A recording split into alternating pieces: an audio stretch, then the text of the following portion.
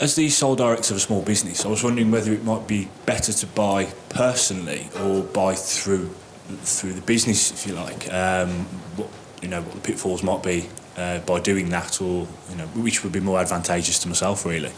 I think the first thing is you've got to. If you buy through the business, then it's not yours. It's owned by the business. So if anything happens to the business, you'll lose the property as well. And that's for me, that's the biggest pitfall. You've got to be really careful of that.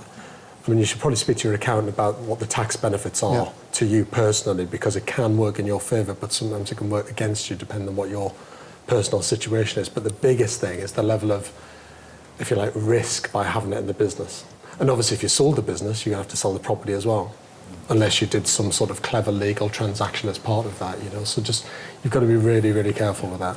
So, and it depends how many properties you've got, or whether it's going to be your property. I'm assuming you just want one, because that's why you're here. But generally, it's better for you to buy it personally.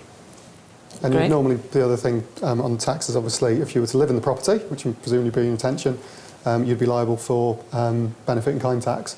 Yeah. Because the company, even though it's your company, is providing you there, so you'd be getting a tax bill for living there. Whereas obviously one of the benefits with owning your own home, as I'm sure you're all aware, is if you do sell the home and make a profit, it's tax-free. Personal residence, it's tax-free, which is attractive.